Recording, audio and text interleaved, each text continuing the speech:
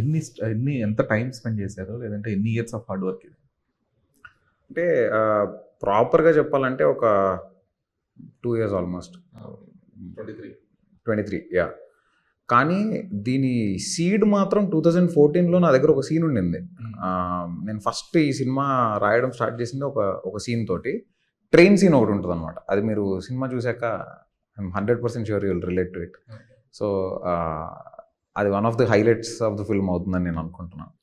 So first ఆ scene వచ్చింది. ఆ సీన్ వచ్చిన తర్వాత అలా మెల్లిమెల్లిగా ఒక రేడియో స్టేషన్ బ్యాక్ డ్రాప్ ఇలా డెవలప్ చేసి అప్పుడే కొంచెం ఒక బేసిక్ ఐడియా అనుకుని పెట్టుకున్నాను తప్ప I didn't develop the script further. But after Chaavu Kaburu Challaga I was suppose to do one more film with Geetha Arts only. అది వేరే జానరా, అది ఒక ఫ్యామిలీ క్రైమ్ కేపర్ అనమాట. సో అది చెయ్యాలి, బట్ అది డ్యూ టు డిఫరెంట్ ఇష్యూస్ అది కొంచెం డిలే అవుతూ ఉండింది. అందులో కాస్టింగ్ కూడా కొంచెం డిఫరెంట్ మాకు ఇట్స్ నాట్ లైక్ ఒక సింగిల్ హీరో ఇలా కైండ్ ఆఫ్ కాదు, ఒక ఫ్యామిలీ మొత్తం కావాలి. సో సంహౌ అదేదో సెట్ అవ్వక డిలే అవుతూ ఉండింది. అప్పుడు I started working on this.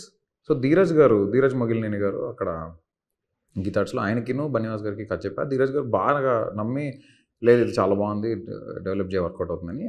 So అలా అది వర్కౌట్ చేయడం జరిగింది, డెవలప్ చేసాం. బేసిక్గా అక్కడ చేయాల్సింది. For some reasons when it was getting delayed నేను వాళ్ళు పర్మిషన్ తీసుకొని దెన్ ఐ కేమ్ అవుట్.